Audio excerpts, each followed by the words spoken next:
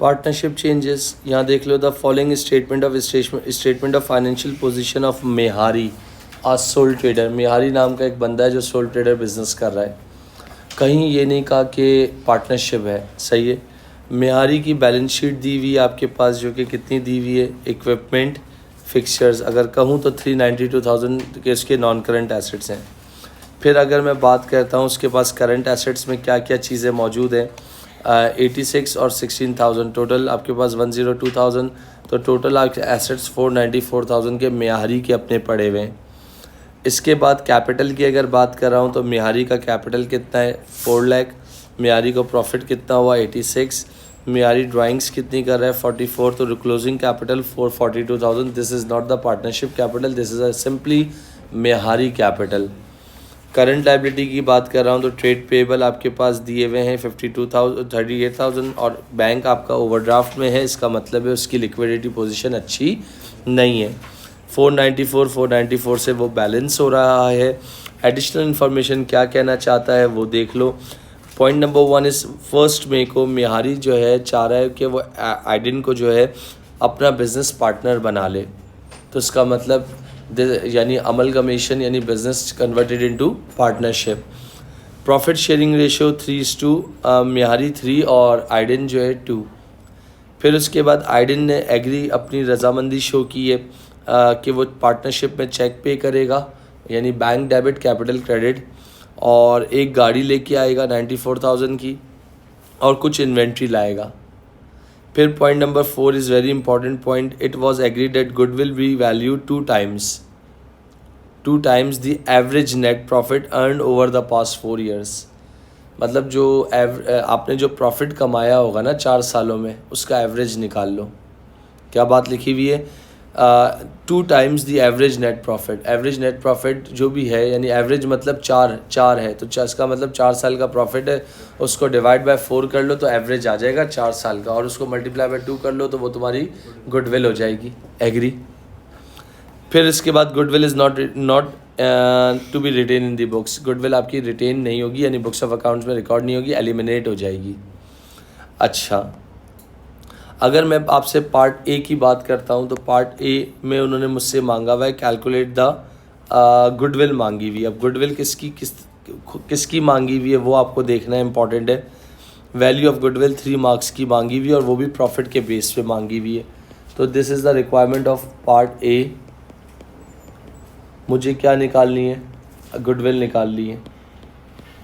अब गुडविल जो मैं निकालूंगा किस बेस पे निकालूंगा, प्रॉफिट के बेस पे निकालूंगा। तो we have 2009, we have 2010, we have 11, we have 12। अगर मैं 2009 की बात कर रहा हूँ तो मेरी नेट सेल्स कितनी थी, मेरी 2 लाख थी, और नेट प्रॉफिट परसेंटेज कितनी है, 2 लाख का 6% कितना हो जाएगा, हेल्प कर सकते हो, 6 2 12, यानी 12,000 हो जाएगा। फिर उसके बाद अगर हम बात करते हैं 4 लाख की सेल्स हैं, 4 लाख का 8% कितना होगा, 4 8 32, ओके। 5 लाख का 8%, तो इसका मतलब 5 8 40।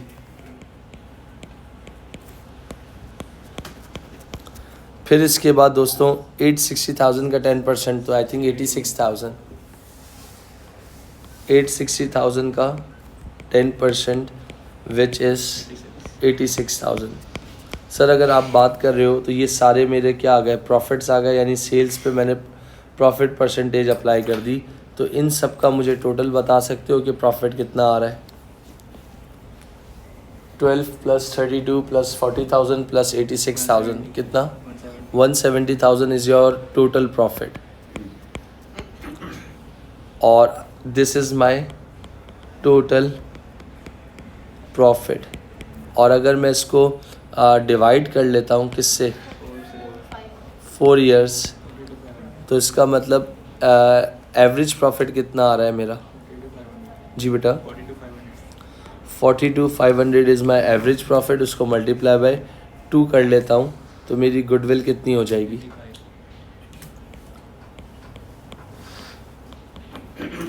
गुडविल जो मेरी आ रही है वो 85,000 आ रही है। यहाँ तक क्लियर?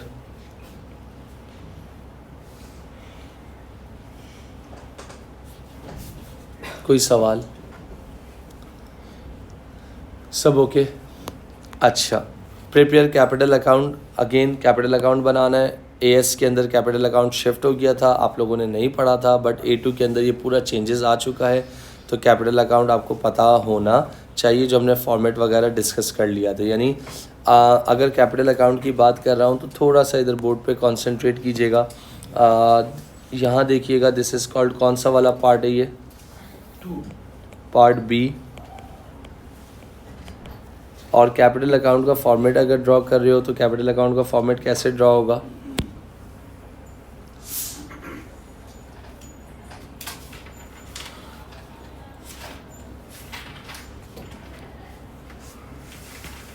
ये बना दिया आपके सामने कैपिटल अकाउंट। कैपिटल अकाउंट जो बन रहा है वो कौन कौन है? One is Mehari and second one is Aiden. One is Mehari और second one is Aiden. Agree? Sir अगर मैं सबसे पहले देखता हूँ कि मुझे सवाल में कि बैलेंस ब्रॉट डाउन, क्योंकि भाई ब्रॉट डाउन की बात है, तो अगर ब्रॉट डाउन में देखा जाएगा तो आपके पास क्या है कि कैपिटल बैलेंस मेहारी का दिया हुआ है 4 लाख। बच्चे ये लिख देते हैं, this is your opening capital. भाई आपको क्लोजिंग लेना है जो कि कितना दिया हुआ है आपके पास? 442,000। फिर बच्चे क्या करते हैं? आइडेन का कैपिटल ढूंढते हैं। मैंने कहा आइडेन ऑलरेडी पहले से पार्टनर नहीं था, नया आया है, तो आइडेन का कोई भी कैपिटल नहीं है। अच्छा, फिर उसके बाद गुडविल का देखते हैं कि गुडविल आपके पास कितनी निकली थी। वो मेहारी की गुडविल थी जो कि कितनी थी? 85,000, क्योंकि बिज़नेस खड़ा मेहारी ने किया था, आइडेन में नहीं थी। और उन्होंने बोला not written in the books. Not written in the books मतलब उसको एलिमिनेट कर देंगे according to new profit sharing ratio. तो इसका मतलब अगर मैं आपसे कहता हूँ Mehari and Aiden 85,000 multiply by 3 over 5। Sir 5 क्यों कर रहे हो? 3 + 2 कितना हो गया? 5। 85,000 मल्टीप्लाई बाय 2 ओवर 5। 2 क्यों कर रहे हो? उसका शेयर था। तो गुडविल आपके पास कितनी हो गई बेटा? 1 मिनट बेटा, ये थी गुडविल न्यू रेशो, और ये गुडविल थी ओल्ड जो भी थी। तो आप कह रहे हो 51,000। दूसरे वाले की कितनी है बेटा? 34,000। सर अब अगर रीवैल्यू तो कुछ हुआ नहीं है ना, रियलाइजेशन रियलाइजेशन मतलब कोई बिज़नेस ख़त्म तो नहीं हो रहा या बेच तो नहीं रहे। तो अच्छा, अब आप देखेंगे कोई एसेट जा भी नहीं रहा, कोई एसेट जा भी नहीं रहा। जी बेटा।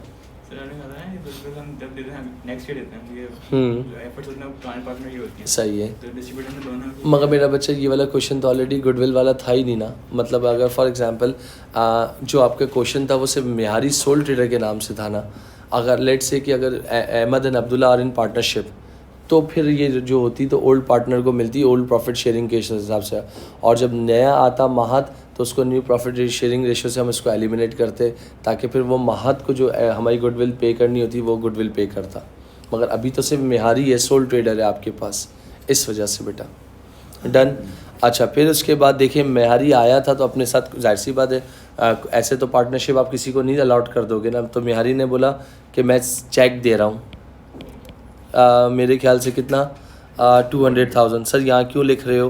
क्योंकि जाहिर सी बात सॉरी आइडेन में आया तो 200,000। ओके, और आइडेन अपने साथ कुछ और भी लाया था, मेरे ख्याल से व्हीकल लाया था। अच्छा, आप चाहो तो पूरा लोग लिखते थे एसेट लिख के सबको प्लस करके लिख देते हैं। भाई तो कैटेगराइज भी तो करो ना कि नॉन है कि करंट है। तो मैंने इसलिए बोला कि बैंक अगर आप कैटेगराइज करके लिख देते तो ज़्यादा अच्छा है कि भाई बैंक लाया है, यानी लिक्विडिटी क्राइसिस कम होगा, क्योंकि इसकी SOFE भी बनानी होगी। तो ताकि अगर सब प्लस करके लिख दोगे तो SOFE में थोड़ा सा इशू आ सकता है। अगर कॉमन सेंस है तो फिर वो भी कोई मसला नहीं है। व्हीकल कितने की लाया? 94,000 की लेके आया। और इन्वेंट्री कितने की लेके आया? 26,000। एग्री? और तो मेरे हिसाब से बाज़ार कोई पॉइंट्स में नहीं लग रही। सही है। तो इसका मतलब अब आप इसकी बैलेंसिंग अगर आप करते हो तो बैलेंसिंग कैसे करोगे? ये देखिएगा, ये आपके पास मेहारी हो गया, ये आपके पास आइडेन हो गया। आप चेक करें कि मेहारी की साइड हैवी है, यानी आसान वर्ड्स में कहूँ कि डेबिट और क्रेडिट को चेक करके देखें कि कौन सी साइड आपके पास स्ट्रॉन्ग है। मेरे ख्याल से मेहारी का क्रेडिट 442 प्लस 85 कितना हो गया? 527,000। 527 में से बेटा 51,000 की गुडविल हटा दो तो नया बैलेंस कितना आ जाएगा? This is called balance CD कितना? 476,000। CD यहाँ पर हुआ है तो इसका मतलब नेक्स्ट मंथ या नेक्स्ट ईयर या नेक्स्ट डे आपके पास क्या हो जाएगा? 476,000 का ओपनिंग हो जाएगा। डन। अच्छा बेटा, आइडिन को बैलेंस करो। 294 में 26 डाल दो। 294 3,20,000 आई थिंक। तो 3,20,000 में से आप 34 निकाल दो तो कितना आ गया? जी बेटा 286,000। दोनों से आपके पास 286,000। अगर देखा जाए तो टी अकाउंट्स क्या हो गए मेरे? इक्वल हो गए 527 वालेकुम सलाम 320 जज़ाकल्लाह 320,000। एग्री मेरे बच्चों? सर ये वाला पार्ट भी हो गया। अब मैंने कहा यार मैं स्टक हो रहा हूँ थोड़ा सा, आप लोग मुझे ये हेल्प कर सकते हो? क्या मांगा है? नई पार्टनरशिप के ऊपर जो बनी हुई थी वो SOFE आइडिन की थी, तो और अभी क्या बनानी है? दोनों की बनानी है, तो सिर्फ चेंजिंग करनी है, प्लस माइनस करना है। आए ज़रा, आप लोगों के पास अगर क्वेश्चन ओपन हो तो प्लीज़ वो निकाल लीजिएगा, मुझे वैल्यूज़ बता दीजिएगा। दिस इज़ पार्ट C ना। अगर पार्ट C की बात कर रहा हूँ तो आपको पार्ट C में क्या बनाना है? मेरे ख्याल से SOFE बनाना है। अच्छा सर यहाँ 3 कॉलम बनाने की ज़रूरत नहीं क्योंकि डेप्रिसिएशन तो कुछ है नहीं ना, तो आप स्ट्रेट कॉलम 1 और कॉलम 2 बना दो। तो सबसे पहले आप क्या हेडिंग डाल देते हो? एसेट्स डालते हो। एसेट्स के बाद आप क्या हेडिंग डाल देते हो बेटा? Non current assets. मैं शॉर्ट फॉर्म लिख रहा हूँ, आप नहीं लिखोगे, पेपर में एक्सेप्टेबल नहीं है। नॉन करेंट एसेट्स की अगर बात कर रहा हूँ तो मेरे ख्याल से आइडिन का मेहारी का अपने पास इक्विपमेंट पड़ा था, और क्या पड़ा था? इक्विपमेंट कितनी वैल्यू थी? 2। सही है। और फिक्सचर्स एंड फिटिंग 1। सही है। ये मेहारी के पास था, मगर आइडिन आया अपने साथ तो मेरे ख्याल से व्हीकल लेकर आया था 94। तो इसका मतलब इन लोगों के तो नॉन करंट एसेट्स बेहतरीन हो गए। जी बेटा, inventory is not a current asset बेटा, inventory is not a non current asset, वो करंट होती है। जी बेटा। गुडविल तो एलिमिनेट हो गई, ख़त्म हो गई। अगर वो लिखता नहीं कि not written in the books तो फिर हम मेंशन करते, और इधर भी मेंशन नहीं करते, अलग लिखते। इंटेंजिबल की हेडिंग डाल, नॉन करंट एसेट्स में ही लिखते, टेंजिबल की हेडिंग डाल के टेंजिबल वाले टेंजिबल में लिखते, इंटेंजिबल वाला उसमें लिखते। जी बेटा। 232 प्लस 160 प्लस 94 हेल्प कीजिएगा। 486। तो ये मेरा क्या हो गया? 486। अच्छा अगेन मैं शॉर्ट फॉर्म लिख रहा हूँ, आप नहीं लिखोगे, वो अच्छा मशवरा ये एडवाइजेबल नहीं है। अच्छा सबसे पहले इसमें क्या आता है? सीक्वेंस क्या होगा? इन्वेंट्री में कुछ मेरे ख्याल से गेम होगा। इन्वेंट्री 86 मेहारी की अपनी ऑलरेडी मौजूद थी, और मेरे ख्याल से आइडिन जो अपने साथ लाया था 26 लाया था। 86 प्लस 26 कितना हो गया? जी बेटा 112,000। अच्छा इसके बाद मेरे ख्याल से ट्रेड रिसीवेबल्स तो ट्रेड रिसीवेबल्स सेम रहेंगे, उसमें कोई चेंजिंग नहीं है। अब बैंक क्यों आएगा? चेक लाया था, मगर इसके अंदर भी बच्चे चेंजिंग करने पड़ेगी। जब मेहारी था ना तो मेहारी की लिक्विडिटी बहुत ख़राब थी। मेहारी बल्कि 14,000 रुपये ओवरड्राफ्ट में था। लिक्विडिटी यानी कैश प्रॉब्लम्स थे, कैश क्राइसिस थे, या बैंक भी नहीं था। तो अल्हम्दुलिल्लाह इसके आइडिन के आने से, आइडिन जो है अपने साथ 2 लाख रुपये क्या लाया? चेक लाया, जिसमें से जो ओवरड्राफ्ट था मेहारी का वो निकल जाएगा। तो अब इनके पास कितना था? मेहारी का ओवरड्राफ्ट 14 था, 2 में से 14 निकाल दो, 1,86,000। तो इसका मतलब इनका जो लिक्विडिटी क्राइसिस का इशू लग रहा था, मेरे ख्याल से इनके आने से जो है वो रिजॉल्व हो जाएगा। कितना हो जाएगा? 112 प्लस 16 प्लस 186 जी 314 314,000, वेट कीजिएगा प्लीज़। तो इन सबको टोटल कर लीजिए तो आपके पास यानी अब इन लोगों के पार्टनरशिप के जो एसेट्स पड़े हैं वो कितने पड़े हैं जी? 8 लाख रुपए के इनके क्या हैं एसेट पड़े हुए हैं। डन। फिर आप क्या करते हो दोस्तों, इक्विटी एंड लाइबिलिटीज़ की हेडिंग डाल दो।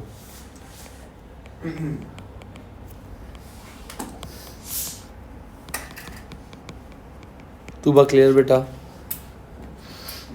इक्विटी एंड लाइबिलिटी की जब आप हेडिंग डालोगे तो again you can draw column 1 और कॉलम 2।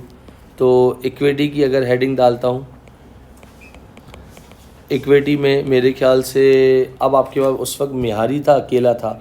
अब यहाँ पर जो है आपके पास देखा जाए तो एक है मिहारी और एक है आइडन। इनके जो बैलेंसेस हैं 476,000 ये रहा जो हमने कैपिटल अकाउंट से फाइनल निकाला था, और 286,000 ये रहा। 476 प्लस 286 कितना हो गया? 762। 762। अच्छा, प्रॉफिट वगैरह का कोई काम है नहीं क्योंकि ज़ाहिर सी बात है नॉन करंट लाइबिलिटी भी नहीं है। फिर क्या आता है? Current liability. Again short form advisable नहीं है। करंट लाइबिलिटी में मेरे ख्याल से ट्रेड पेबल था 38,000 और बैंक जो था 14,000 रुपये। ज़ाहिर सी बात है उसको तो ऊपर ही एडजस्ट कर लिया करंट में। तो 762 प्लस 32 कितना हो गया? ऑलरेडी बेटा उसमें ऐड हुआ है इसके कैपिटल में मिहारी के। जी बेटा 38 है, sorry.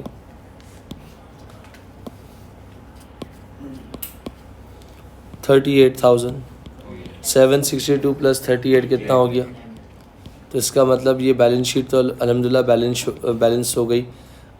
Total equity and liabilities done है जी बॉस। सर ये जो नया पार्टनर है ये तो इतनी सारी चीज़ें भी लेके आ रहे हैं, फिर भी इसको प्रॉफिट शेयर इतना कम क्यों मिल रहा है? 3:2 को क्यों रेशियो दिया हुआ है? ऐसा भी तो हो सकता है कि बराबर। मेरा बच्चा वो तो कॉमन सेंस से जो डिसाइड होगा वही होगा। और मगर पार्टनर्स इक्वल अगर वो उन्होंने बोला होगा तो जो बिज़नेस किसने स्टार्ट किया था? मिहारी ने। वो इतनी सारी चीज़ ला रहा है तो पीछे जो मिहारी था उसने अपनी ज़िंदगी का एक मखसूस हिस्सा बिज़नेस में लगा दिया था। तो ऐसा तो नहीं होगा ना कि आप मुझे कहोगे, जैसे फॉर एग्जांपल मैंने कहा मेरी मैब अकेडमी है, कोई भी आएगा बोलेगा पार्टनरशिप दे दो। मैं अगर धोराजी कैंपस की बात करता हूँ तो वहाँ मैंने अपनी ज़िंदगी के 12 से 15 साल लगा दिए उसको बनाने में। मतलब मैं एक वक्त ऐसा भी था मैं वॉशरूम्स भी खुद धोता था। मैंने अपने घर से ही जर्नी स्टार्ट की थी। मैं जब 17 साल का था तब से ट्यूशन्स पढ़ा रहा था। आज 33 इयर्स का हो गया। हाँ, डिफेंस में मेरे साथ पार्टनर्स मौजूद हैं क्योंकि वो न्यू कैपिटल के साथ मैं आया हूँ, न्यू इन्वेस्टमेंट के साथ आया हूँ, न्यू आइडियाज़। मैंने कहा यार मैं इस एज फैक्टर पे हूँ, अपना काम डिवाइड, मैं कहाँ भागूंगा, मुझे कोई अच्छे मुखलिस लोग चाहिए, अच्छे लोग चाहिए। तो वर्कलोड डिवाइड हो गया, रिस्क डिवाइड हो गया, बहुत सारे मल्टीपल फैक्टर्स हैं ना। आप कल को आप मुझे आके बोलोगे कि भाई मुझे इतने % की पार्टनरशिप चाहिए, ऐसा थोड़ी होगा। कुछ नाम भी तो, क्रेडिबिलिटी भी तो इंसान की मायने रखती है ना। अब जैसे फॉर एग्जांपल मैं अगर एक छोटी सी बात करता हूँ A कॉलेज की या B कॉलेज की, तो उन्होंने अपनी ज़िंदगी के 5 या 6 साल लगा दिए ना उसको बनाने में। अब कोई इंसान क्यों किसी को इनरोल करेगा? इनरोल तब किया जाता है जब लिक्विडिटी क्राइसिस होता है। इनरोल तब किया जाता है जब पुराने पार्टनर्स में आपस में ना बन रही हो, वरना अदरवाइज़ जब एक चीज़ रनिंग स्मूथली सब चीज़ चल रही है तो आप कभी भी कुछ नहीं करेंगे। अच्छा, लास्ट पार्ट थोड़ी सी हेल्प कर दें। According to your business studies आप लोग सब कर सकते हैं। Outline 4 advantage to Mehari for forming partnership with Aidan. Risk and management, risk diversified हो जाएगा। Responsibilities are shared between partners हो जाएगा, 2 हो गए। More capitals are invested in the business हो जाएगा। क्या चीज़?